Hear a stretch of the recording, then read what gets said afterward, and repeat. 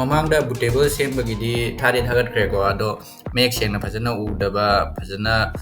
clarity ꯑꯣꯏꯗꯕꯗꯨꯗ ꯑꯃꯨꯛ ꯁꯦꯝꯖꯕꯅꯦ bootable ꯁꯦꯝꯕꯒꯤꯁꯦ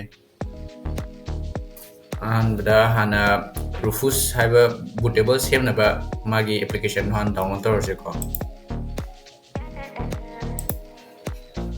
ꯑꯗꯨꯗꯣ ꯁꯤꯗꯩꯁꯤꯗ Rufus ꯇꯪ ꯏꯕꯤꯔꯣ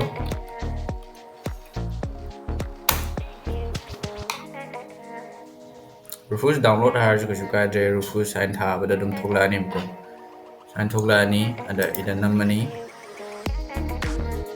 ꯑꯗꯨꯒ ꯁꯤ ꯋꯦꯕꯁꯥꯏꯠꯁꯦ ꯃꯥꯒꯤ ꯂꯤꯡꯛꯁꯦ ꯑꯗꯨꯝ ꯑꯩ ꯗꯤꯁꯀ꯭ꯔꯤꯞꯁꯟꯗ ꯍꯥꯞꯆꯔꯝꯒꯦ ꯑꯗꯣ ꯁꯤꯁꯦ Windows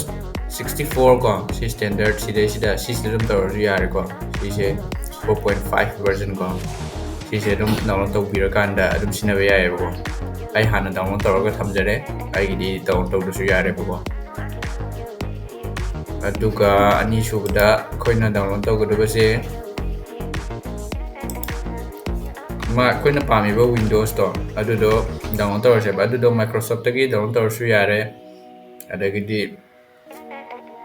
Softonic ꯍꯥꯏꯅ ꯑꯃꯁꯨ ꯂꯩꯌꯦꯕꯀꯣ ꯑꯗꯩ ꯗꯥꯎꯟꯂꯣꯗ ꯇꯧꯔꯁꯨ ꯌꯥꯏꯑꯕ ꯁꯤꯗꯩꯁꯤꯗ Windows 10 download 하야지 이런거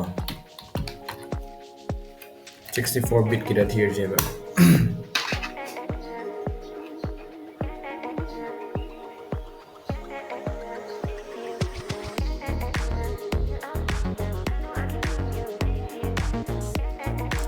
시 소프트니키제 좀 시나베 있고 이렇게 다운로드 시나슈 야레 나트라가나 official website Microsoftꯇꯒꯤ download ꯇꯧꯕ ꯑꯗꯩꯁꯤ ꯗꯥꯎꯟꯂꯣꯗ ꯇꯧꯕ ꯌꯥꯏꯀꯣ ꯑꯩ ꯑꯗꯨꯝ descriptionꯗ link ꯍꯥꯞꯆꯔꯝꯒꯦ 이래 ꯇꯧꯔꯁꯨ ꯌꯥꯔꯦꯀꯣ ꯑꯩ ꯍꯥꯟꯅ ꯗꯥꯎꯟꯂꯣꯗ ꯇꯧꯔ ꯂꯣꯏꯅ ꯊꯝꯃꯦꯕ ꯑꯗꯨꯅ ꯑꯩꯒꯤꯗꯤ ꯇꯧꯗ꯭ꯔꯁꯨ ꯌꯥꯔꯅꯤ ꯑꯗꯣ ꯍꯧꯔꯁꯦ ꯃꯥꯒꯤ main procedure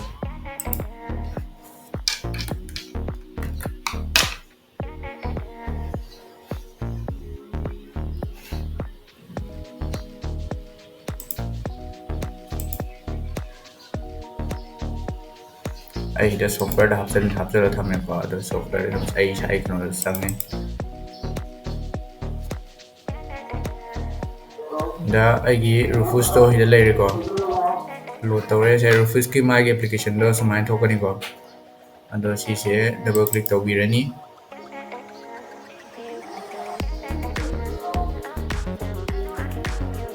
ꯁꯤ ꯍꯥꯡꯗ꯭ꯔꯤꯉꯩꯗ ꯅꯪꯒꯤ ꯄꯦꯟ ꯗ꯭ꯔꯥꯏꯚꯇꯣ ꯑꯗꯨꯝ ꯀꯩꯅꯣꯗ ꯂꯦꯞꯇꯣꯞꯇ ꯊꯤꯟꯖꯤꯟꯕꯤꯌꯨꯀꯣ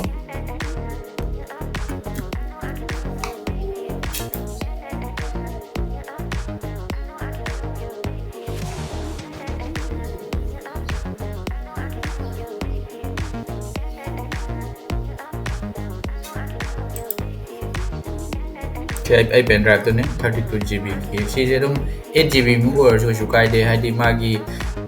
ꯀꯩꯅꯣꯒꯤ ꯁꯥꯏꯖꯁꯦ Windowsꯀꯤ ꯁꯥꯏꯖꯁꯦ 4 GB ꯅꯠꯇ꯭ꯔ 5 GB ꯑꯗꯥꯏꯃꯨꯛꯀꯤ ꯆꯥꯡꯗꯪꯅꯦꯕ ꯑꯗꯨꯅ 8 GB ꯑꯣꯏꯔꯃꯛꯁꯨ ꯀꯩꯁꯨ ꯀꯥꯏꯗꯦ ꯌꯥꯝ ꯆꯥꯎꯕ ꯌꯥꯗꯦ ꯍꯥꯏꯕ ꯂꯩꯇꯦꯕꯀꯣ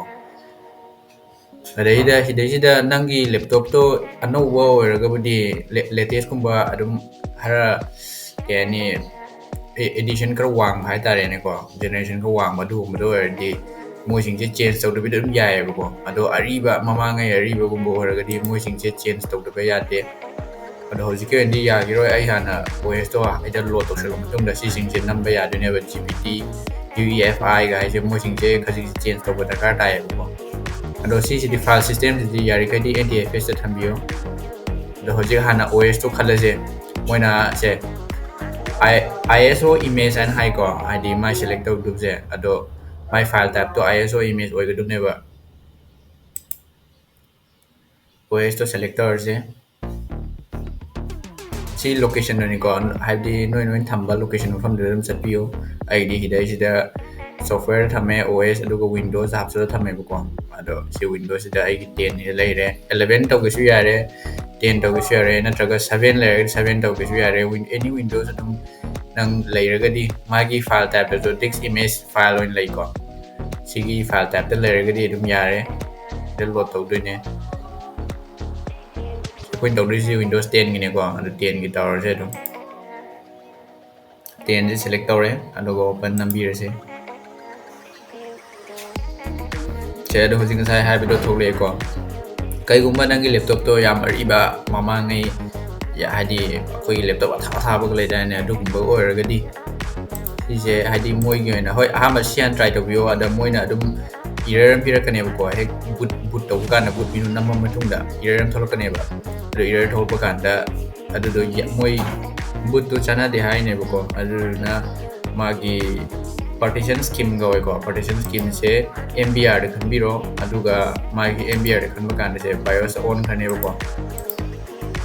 ꯑꯗꯨ ꯑꯣꯏꯔꯒꯗꯤ ꯑꯗꯨꯝ ꯌꯥꯒꯅꯤ ꯀꯩꯝ ꯇꯧꯔꯣꯏ ꯃꯥꯏ ꯑꯔꯤꯕ ꯑꯣꯏꯔꯒꯁꯨ ꯑꯗꯨꯝ ꯌꯥꯕꯅꯤ ꯑꯗꯣ ꯑꯌꯥꯝꯕ ꯍꯧꯖꯤꯛ ꯖꯦꯅꯦꯔꯦꯁꯟ ꯑꯅꯧꯕ ꯊꯣꯛꯄꯁꯤꯡꯗ ꯖꯤ ꯄꯤ ꯇꯤꯅ ꯑꯗꯨꯝ ꯌꯥꯕꯅꯦꯀꯣ ꯄꯥꯔꯇꯤꯁꯟ ꯁ꯭ꯀꯤꯝꯁꯦ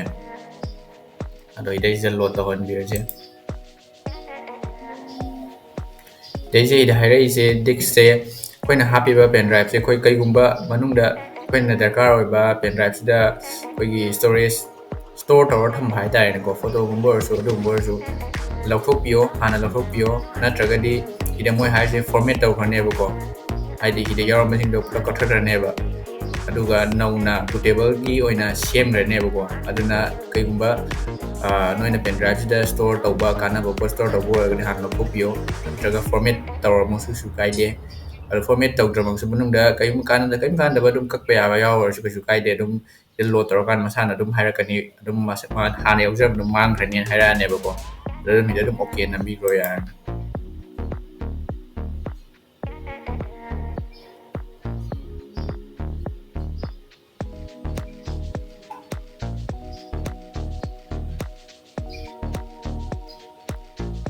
ꯁꯤ ꯂꯣꯗ ꯇꯧꯔꯦꯀꯣ ꯂꯣꯗ ꯇꯧꯔꯀꯥꯟꯗ ꯃꯥꯏꯁꯦ ꯐꯨꯜ ꯁꯤꯗ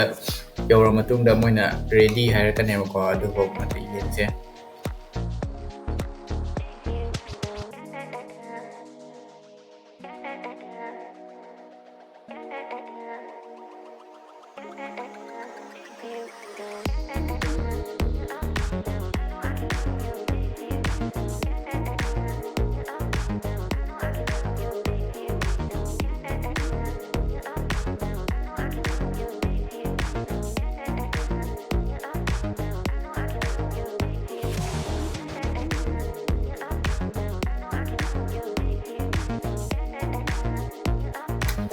ꯁꯤꯗ ꯂꯣꯏꯔꯦꯀꯣ bootable pen drive ꯁꯤꯗ ꯁꯦꯝꯕ ꯂꯣꯏꯔꯦ